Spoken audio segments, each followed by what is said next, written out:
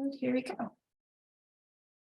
Okay, so everybody, welcome to the Functional Academics Curriculum Overview. You may recognize or know the program currently as the Styer-Fitzgerald Program for Functional Academics. The company is going through a little bit of a rebrand and moving towards just using the term functional academics. So you'll hear me refer to the program today mostly as functional academics. Okay, you are still in the right place. There's a lot of, I've always, as I've trained people, heard a little bit of a misunderstanding of what the actual program is and understanding that it's an actual curriculum that you can run daily with your students and not just an assessment. So I decided to do a webinar that gives a full dive into what are the components of the curriculum and how do we use it with our students, and hence why this is here today. My name is Celeste Marion. I'm the Director of Professional Development and Training for the Styer-Fitzgerald Program for Functional Academics. The company is SDES, Specially Designed Education Services. I've been working with them for almost a year and had a really great time.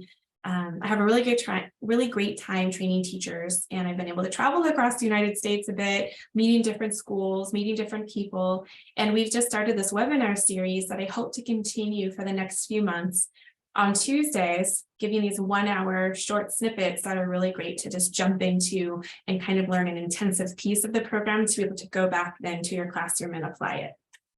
Okay, so that's where we are today. We are really going to be focusing on what those functional and meaningful skills are towards independence. I'm not going to be able to, hang on. Oh, I don't want to do that.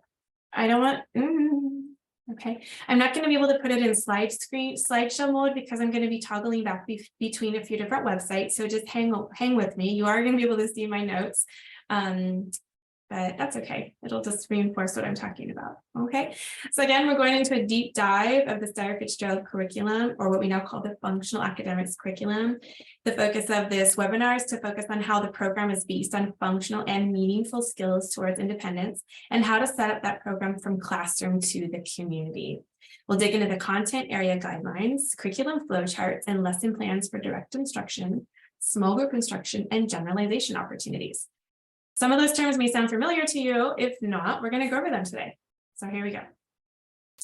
For those of you that were on with me last week, you probably already have access to the Functional Academics website. For those of you that are new to the workshop today, I do encourage you at this moment to try and access our brand new site. This is a digital site, is basically the entire Functional Academics print program available via digital download.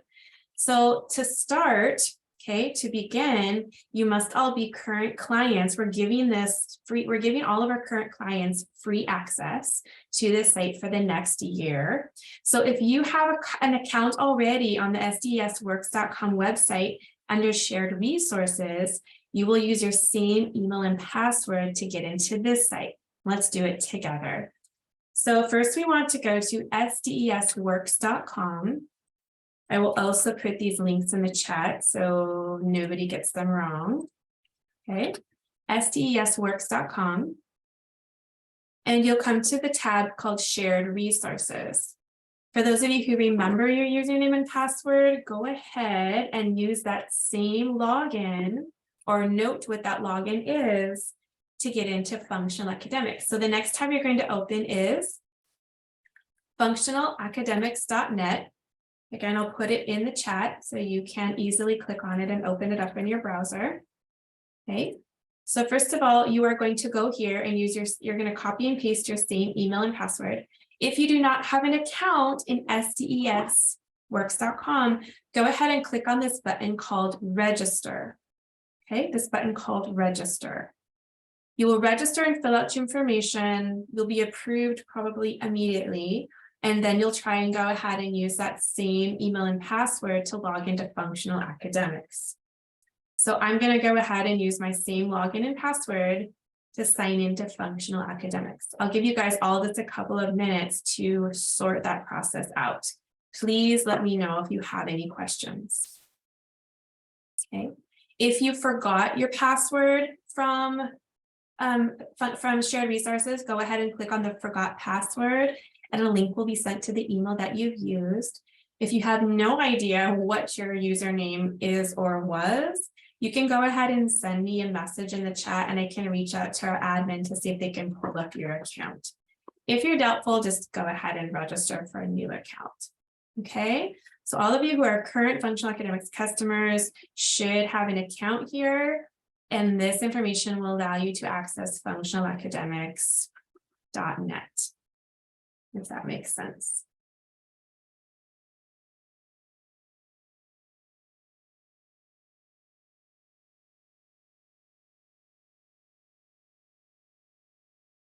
Okay. You can't hear me? As in, like, I'm not talking loud enough or my microphone is off?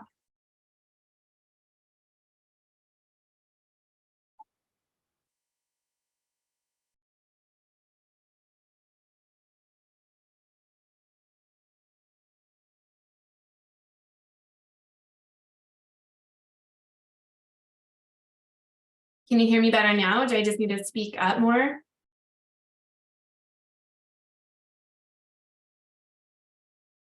Okay. We can hear you really well. Okay. Maybe try turning up the volume on your computer for the person that had that challenge. Did everybody get a chance to access functionalacademics.net? If you didn't, it's okay. We don't need this to be able to do the webinar today, but it's going to be really helpful for you to be able to go back and access resources afterwards. Okay. Has anybody had any trouble getting in? Let me know before I move forward. Okay. As another suggestion I have for the webinar today is go ahead and create a folder on your desktop for any of the digital downloads. I'm going to be showing you a bunch of stuff here in the Functional Academics site, and you may want to just have a place to download them. I recommend making a Functional Academics master folder out of your Word documents or your Google Drive, somewhere where you can organize the links I'm going to share with you later on. It's just a recommendation to help you stay organized. Okay. All right. So the Functional Academics curriculum has a design, and the design is created to be the foundation of a life skills program.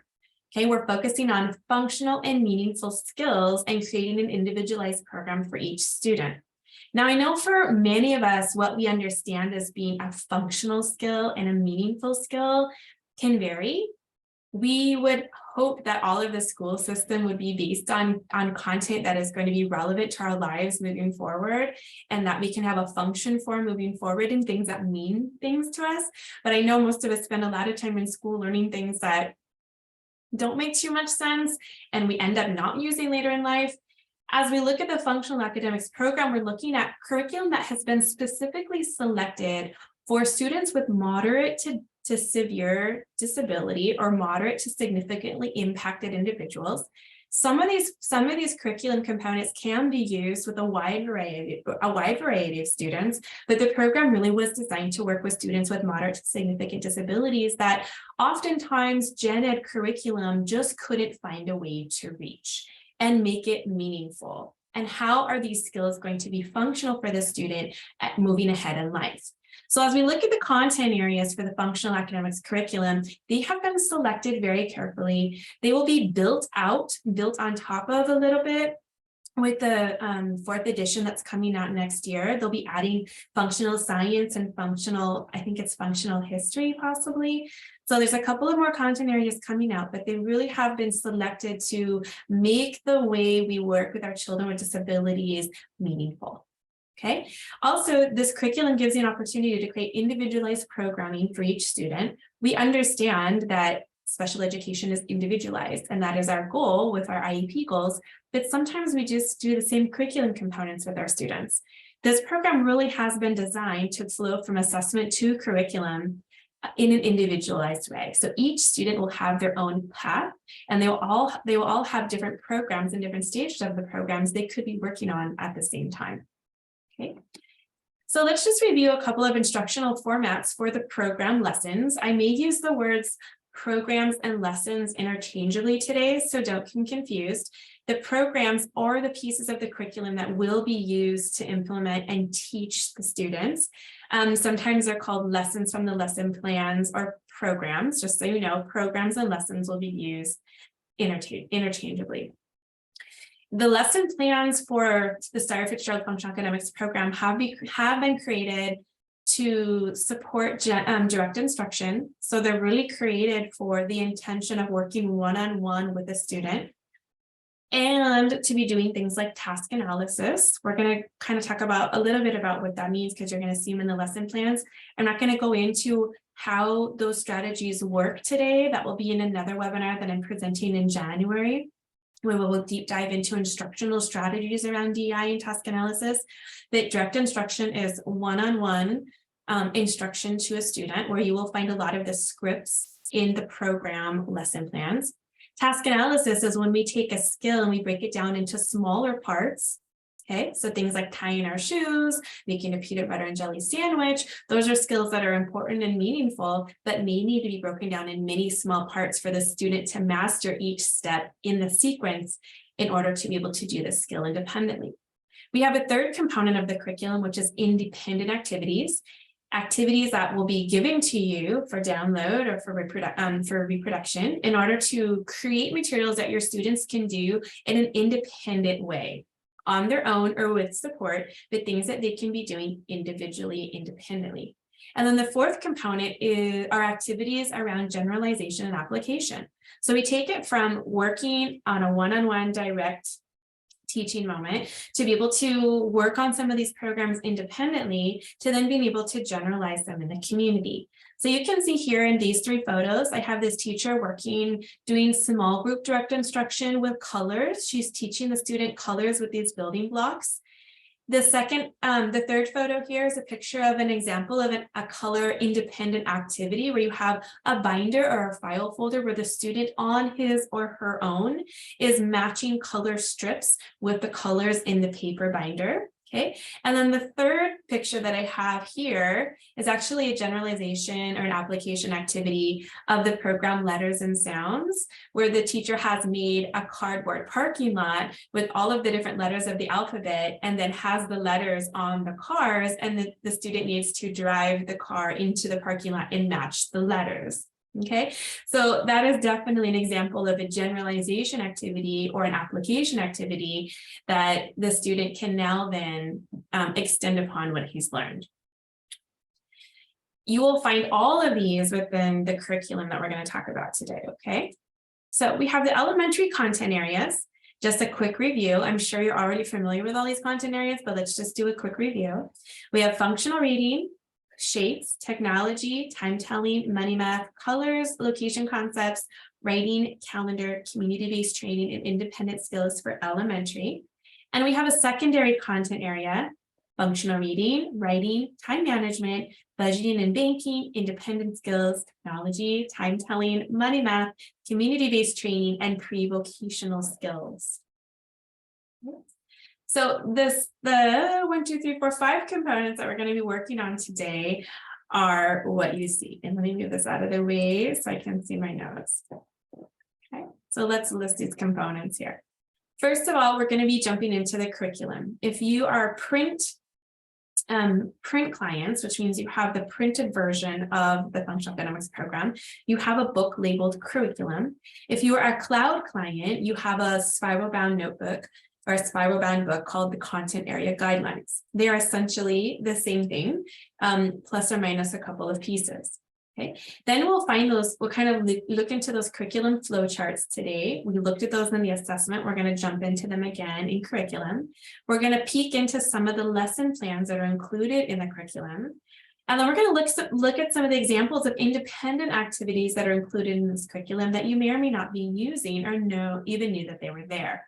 And then one of the newer additions to what we've been working on, especially adding it to the functionalacademics.net site, is the generalization and application opportunities.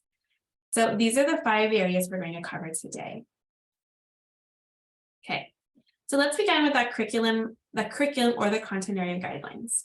Okay, so the only difference between these 2 books is that the curriculum, the print curriculum, actually has printed examples of the lesson plans and data sheets within each content area. The cloud-based content area guidelines just has the guidelines.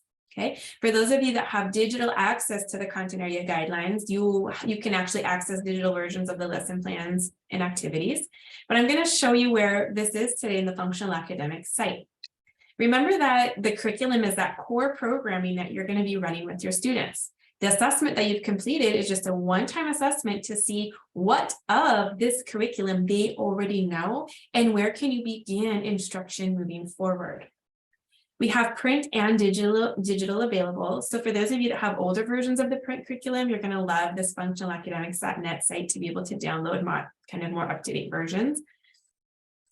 Each one of the content area guidelines has a skill sequence, goals and objectives, and general instructions for all programs. So let's go ahead and pull one up before I continue. So if you're on the functional academics site, you're on the home page, go ahead and click on curriculum. Okay, very self-explanatory curriculum. We do recommend that if you're newer to the program or just need a little bit of a review, to take some time and go through the teacher's manual. They're very nicely organized in parts, so it's not too cumbersome. And you can kind of pick and choose what you want to look at, but I highly recommend that you do read the teacher's manual. If anything, that first part, which is a curriculum introduction. Okay, so let's go ahead and choose secondary to take a look at what one of the curriculum area guidelines would look like. And here are all your content areas. Let's click on time telling to use as our example right now. Okay, so many of you are familiar with that curriculum flowchart. We're going to come back to that and talk about what that is. But in each one of the content area guidelines, you have a navigation bar. You have the skill sequence, which means what's the easiest to hardest lessons that you're going to be looking at. You have goals and objectives, long-term goals and short-term objectives for each one of those content areas that can be easily integrated into your IEPs. We also have the IEP goal bank. If you don't know about it, I can share a link with you in a little bit. You have instructional guidelines and supporting materials for all of the lessons. Like, why are we teaching time telling? Why are we still doing analog clocks as opposed if everything is digital? Here's just a little bit of information about that right here, which is great. Here's some resources. Here's some links of what kinds of materials you may need for this program. Okay. And then you have, for each one of the skill sequences, you have an introductory and explanation for each one of these and the lesson plan and data sheet included in each one of these. Okay, so this is just a really quick review. We're gonna jump back into that in just a minute. Again, I do recommend that you take time to read those manuals. If you have the print program, you probably have a teacher's manual, the curriculum teacher's manual on hand. But now everything's digital, so you can just read it online, which might be helpful. Okay, your lesson plans and data sheets are embedded. A little bit later, I'm going to show you an area of the functionalacademics.com that actually is specific to lesson plans and activities over here. But right now, we're just focusing on this curriculum piece.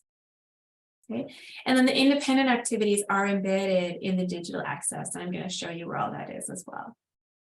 So let's remember what those curriculum flowcharts are for. Remember, these flowcharts are found with every student assessment, right, at the end of the assessment, but they're located at the beginning of each curriculum content area, which is so helpful because after you've already decided what you're going to work on with your students, or maybe you're still in that process of placing the student in the curriculum, you're going to use this curriculum flowchart to relate the assessment results to the suggested curriculum lessons to work on with the student. Okay, so this curriculum flowchart is a great place that you are going to go to consistently. You're going to use it to link that assessment to the curriculum, which means after you're finished working with your student, taking those assessment results, you're going to be able to see where in the curriculum they place in order to make decisions about what programs to run with your students. Okay, when your students master a program, you come back to this curriculum flowchart to see what comes next in the sequence. It's really important to work in sequential order from easiest to hardest. What happens if we give our students content that is too difficult or beyond their skill level? They get frustrated. What happens if we give content to students that they already know or have already mastered? Super boring. So what happens when students are placed, when you're making up or guessing programs with them? There can be disinterest, disengagement, inappropriate and challenging behavior. Okay, these are all the kinds of things you will see if the students are not appropriately placed in the program, which means you're not using the recommended sequence of curriculum lessons with the student. Okay, so that's our curriculum flow chart. Next, we're going to take a peek at those lesson plans. Okay, remember that I did mention direct instruction and task analysis. So both of the lesson plans are presented in either or. Okay, and I'm going to show you, we're going to pull up a couple lesson plans so you have an idea of what those look like. Okay, we include the long and short-term goals, materials, and notes, and we actually have a script in there for when we're learning in the beginning. What should we say? What is that script for doing direct instruction or task analysis? So let's pull up a couple. And let's, oops, someone needs to mute themselves. Get it under control. No. You need to mute themselves. Got it? Okay. So let's take a look at some of those lesson plans and what that means. So I'm going to stay in time telling here, and we're going to flow past the curriculum skill sequence. And I'm going to go to the first program, which is using a schedule. I'm sure many of you use student schedules with your students, right? You either have a general schedule in the classroom that your students are directed to, or you're using individual schedules for your students to help them organize their day or a sequence of activities. If you're not, I highly recommend that you use this program as a great starting point for working with your students. Teaching students how to use a schedule is a very, very important tool that's going to save you guys a lot of time and organization later on. But I'll get off my bandwagon about schedules. Let's take a look at a lesson plan for using a schedule. Okay, right now I got to that lesson plan through the curriculum. We're going to open one up in the other place too. So time telling using a schedule, you see here that we have a long-term goal and a short-term objective. We have the materials that you will need for this. We'll talk about materials in a bit too. And then here is that direct instruction script. We have the instruction. Remember, the direct instruction is just delivery of an instruction.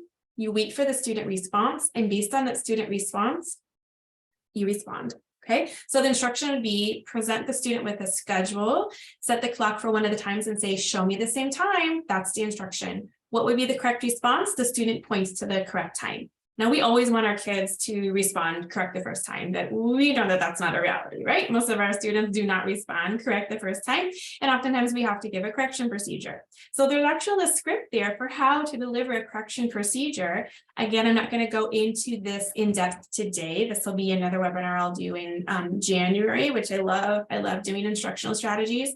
But there's a recommendation for how to deliver a correction procedure and then where you're supposed to collect the data. You can see here that there's a few different opportunities for verbiage. You have verbiage for what you would say to verbal students versus nonverbal students, which is really cool because sometimes we kind of think in our head, well, if they cannot speak, how are we supposed to run this program? So there's a couple different options for you in every one of the lesson plans. This is an example of direct instruction. Let me pull up one that would be task analysis. So independent skills, pre-vocational, community-based training, most of those lesson plans are in a task analysis format. So let's take a look. I'm going to scroll down here to, did I open the wrong one? Lesson plan and data sheet. Let's take a look at what this says. Okay, so this is one that has to do with filing. Okay, a pre-vocational job where a student has to file papers. And it looks like that is also in sort of a direct instruction format. Let me see if I can find one that is that I know of. That would be a task analysis. I know independent skills are task analysis. So let's take a look here. Let's do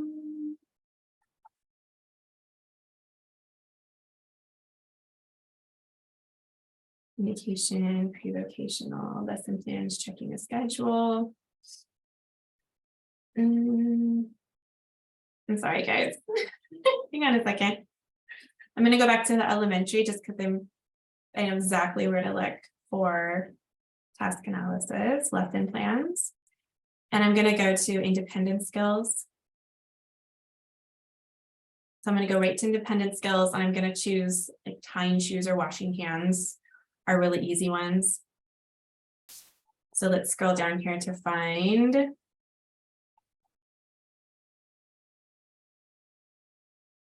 Here we go, teeth brushing. Okay, that's a great example of an independent, like a sequence, a task analysis sequence. Okay, so we're talking about a skill that if we were to go tell a student, go brush your teeth, there's not one correct response, right? There's a sequence of steps that student is going to have to go through in order to be able to master the skill of brushing their teeth. Okay, I think about this every morning with my own kids, and feel like I need to put, the visual sequences in the bathroom wall for them in the morning too. Depends on the student. You have it already pre-filled out, a lesson plan with the cues, okay, of what the student is going to find in the natural environment and then what that correct response is going to be. Again, I'm not going to jump really far into this today, but you have some correction procedures for when the student is just learning that new skill. There's a lot of verbal prompting here, and then kind of how you feed that prompt verbally over time once a student is starting to learn the skills. So this is an example of a task analysis lesson plan. Okay, what I love about the task analysis and lesson plans is they have blank ones, so you can fill out your own sequence of steps, which is really important because we know all of our students are quite different. For one of our students, they may only need 4 steps to brush their teeth. For another one of our students, they may need many more. Okay, so what we're going to be doing is collecting data on the amount of prompts that student is going to be needing to acquire each skill in the sequence. So this is an example of a task analysis lesson plan. I am going to show you one of the coolest, newest additions. If you go back to functionalacademics.net homepage and click on the button lesson plans and activities, you can get directly to those lesson plans instead of having to go through the content area guidelines. So I'm going to go through elementary.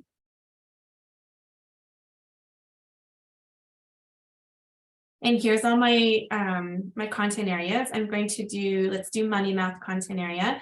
You have a lot of different, you have all your content areas here from calculator to bills to coins.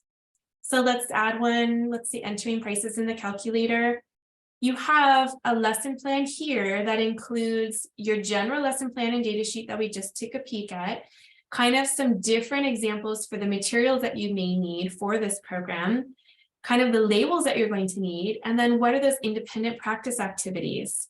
I'm going to keep this up right now, but because I'm going to come back to it, but feel free to explore around if you're in that site, going to lesson plans and activities and clicking on the area in which you teach, or if you're supervising classrooms, go back and forth between elementary and secondary and take a look at what's available to you. Okay, so the general basic lesson plan is either in a direct instruction or a task analysis format. Now we're going to talk about independent activities. They can be found in the digital content area guidelines and functionalacademics.net. There's many different activities to choose from, and we're really looking at how we use them now to promote independence.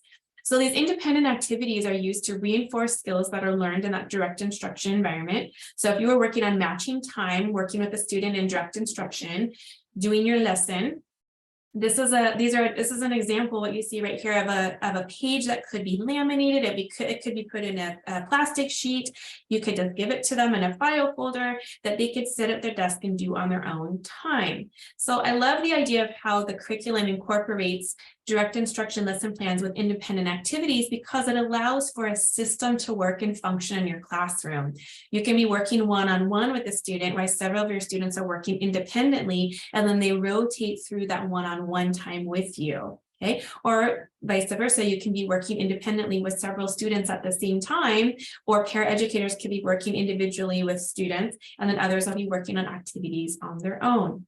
Okay, they're really used to reinforce those skills learned in direct instruction. So again, if we open up this lesson plan for money math, okay, you have that discrete trial or that one-to-one small group format. Here's the materials that you would need. Let's just take a look at that.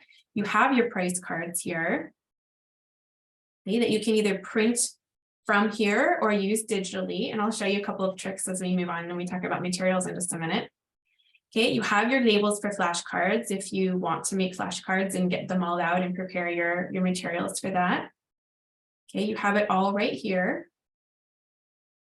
And then you have your independent practice activities. So let's say our student is working on adding prices to the calculator. How could they work on this in an independent way on their own. Okay, well, tracing prices, getting practice, kind of looking at dollar signs and decimals. This is a great sheet for practicing. Let's see what else we have here. Matching prices. Maybe they look at some independent activities for matching. Okay, they have to draw lines or match between them. And then an application activity, if we go down, here's a generalization and application activity, looking for real prices that would be found in the community, right? Some of those price tags that you find in grocery stores that are on the lines, a lot of grocery stores just throw those away. We've known teachers that go into grocery stores and ask for those price tags, like ask to have them and collect them whenever they change their prices or have sales each week, and then they use them in their classrooms.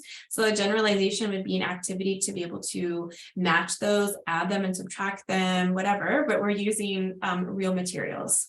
Okay, so a few different examples of how we go from direct instruction to independent activities to generalization here. I'm going to close these so I don't get lost. Okay. And then that next piece again is that generalization and application. I just gave you an example of those prices. We can find lots of activities found in functionalacademics.net. This is where a lot of our creativity as teachers come into play. So now what can we do with the skills that our students have learned? How can we be creative in doing fun things in the classroom? Okay, so let's take a peek at a couple of other ones. Let's say money, math, bills, next dollar strategy. We have our lesson plan here for direct instruction and all of our data sheets. We have independent practice activities. And here's a couple of generalization ideas. Okay, so this one has an envelope with a real coupon on it and the fake bills, and they have to count out the amount of money that goes into the bills. Okay, there's some additional recommendations and resources here. And then we have, let's see, adding prices. There's another one here as well. So there's a few different ideas, but this is where, cool. So this is where you guys get to start being a little bit creative. We hope to build out more of these ideas for generalization and application as the year goes on. We understand that's really where the need is, and that's where the fun part is with most of our students, right? Like, it's one thing to sit at a table and count out bills, and you really want to do that because you want to make sure your students are firm with those skills, and it gives you that opportunity to do that one-on-one instruction. We also love independent activities because how many of you would just wish that your kids would be able to sit independently and do things on their own throughout the day? Okay, if you give them things to do throughout the day and you teach them how to be independent, your life is going to be so much easier, and your classroom system and routine is going to flow a lot easier. Have any of you guys heard of like that, the teach boxes before, out of like, I think it's UNC, North Carolina, where you have the different boxes with different activities in them, and the students have to go through and finish a box, go put it away, go back to the table, finish another box. It's a similar thing of like, get your kids to work independently in a sequence of activities. If you're starting from zero, I'm just going to go off on a little tangent here because I like this about independent activities. If you're starting with your kids with very low skills or zero skills out of the functional academics curriculum, I mean, it's kind of, the point is you do direct instruction. When they get good at it, at a skill, then you create an independent activity for your student. But there's a lot of students we start with that don't have the skill level yet to do any of the stuff in independent activities. So I always recommend doing activities like fine motor tasks, anything a student can do on their own independently. You can put in a box, in a plastic container, in an envelope. We're going to do a whole nother webinar on this later in January as well, but anything you can get your students to be doing in an independent way to keep them occupied and still stimulates a learning function. Okay, it frees you up to be able to do this independent direct instruction. Individualized direct instruction with your students. Okay, so that's my little tangent on independent activities. Back to generalization, this is really the fun part. So let's say you're doing money math, you've done it in direct instruction, your students can match some bills into envelopes. But where's the fun part about money? It's buying things, right? Can you create a classroom store where they have to buy things based on the rewards they get with money? Can you create a reward activity store? I've seen teachers have like free time that they have to save their money up to buy for, like going to the gym to buy, to shoot hoops, or having extra recess time. For those of you who are able to get onto the community and do community access, that generalization piece is the most fun and important, right? I use an example with my son always, he's 6. You know, we have a lot of coin collections from coins all over the world where we've traveled, and then he has a bunch of American coins. It was just fun for him until he learned that that quarter, when he put it in that gumball machine, when we went to Fred Meyer, got him a gumball, it totally clicked and made sense.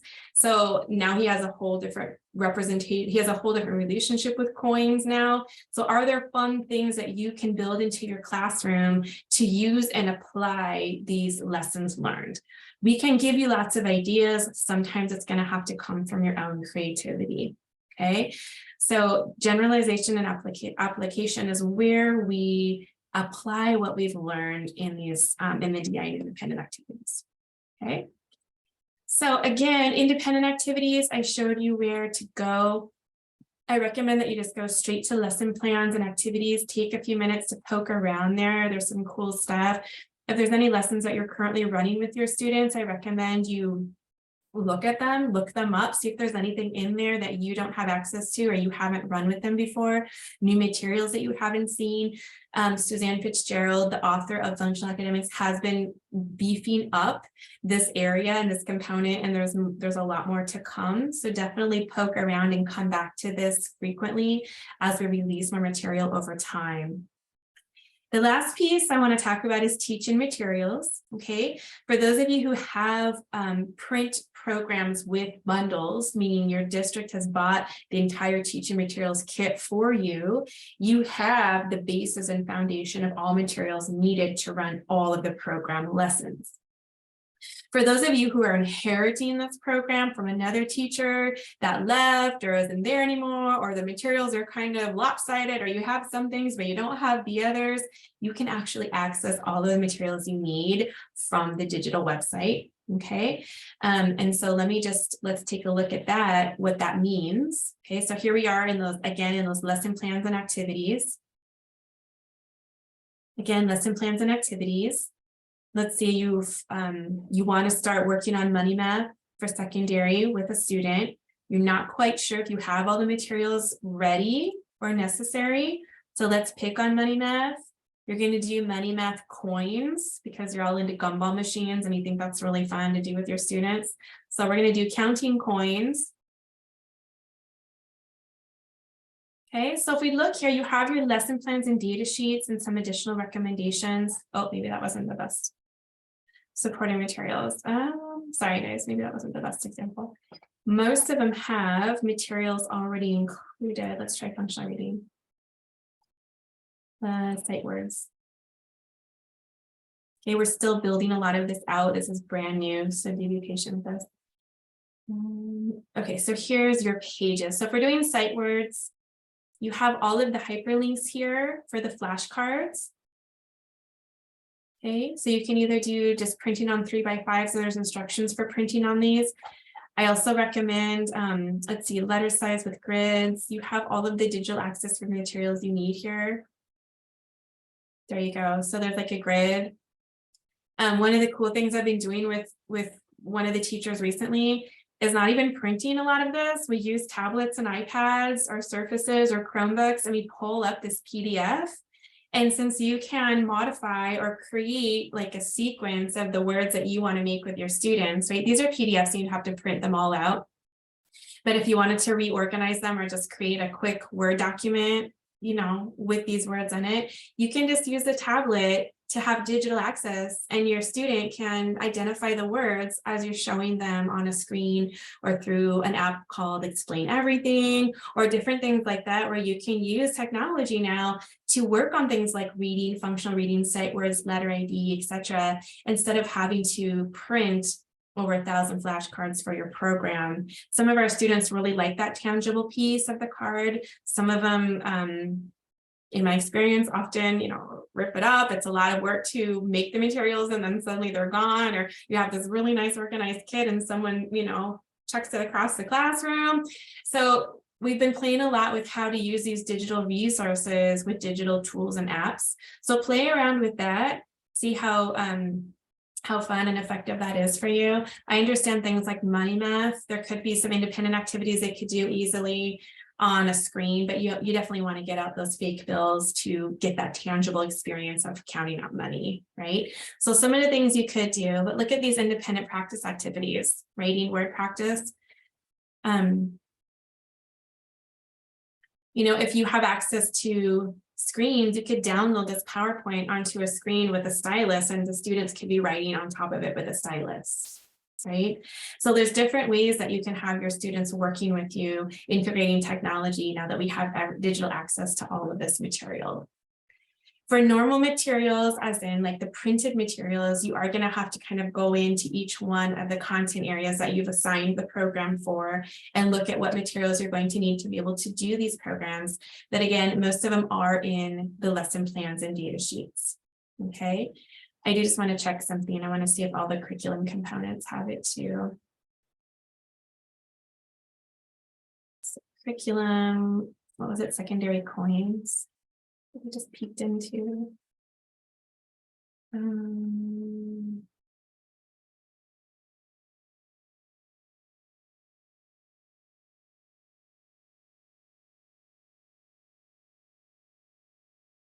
It's not hyperlink unless they download it. So let's see. Coins. Instructional, there's your teaching materials. So matching and counting coins, lesson plan, data sheets, and then here's your materials. So matching coins. If you wanted to do a program with matching coins to start your students out with identifying, let's see, coin matching sheet. Okay, there you go. So you've got some great materials already embedded in this program for you that you can print out and are ready to go. Okay, so that's it on materials. And okay, so I'm going to have you guys take a couple of minutes and think about some considerations. How will you organize your schedule of programs plus your students? What materials do you need to start organizing your programs? Review your lesson plans for scripts. They're very helpful. Think about printing only the lesson plans you'll initiate with your students and add over time. Or what about creating those student binders and lesson plans for data sheets like the print program recommends? Do you have all your materials necessary, or do you have materials already in your classroom and that you could use, right, and integrate into these programs? So let's be creative. Remember, we want to start with those direct instruction and task analysis and then slowly introduce independent activities to reinforce the skills. And then can we use other materials for independent practice when we're initially starting? Ideas like the fine motor tasks and things like that, just to get your students independent. So I'd like to open it up for some discussion. We have about 10 minutes left in this hour. I'm more than willing and would love to hear some of your program challenges and successes. What programs are you currently running with your students? If anyone wants to share any fun generalization application activities that you've created, I'd love to hear them. And then, yeah, if anyone wants to tell me something new you've learned today, that always makes me happy. Okay, so let's go ahead and do that. And yeah, who would like to share? Or has questions? Don't be shy.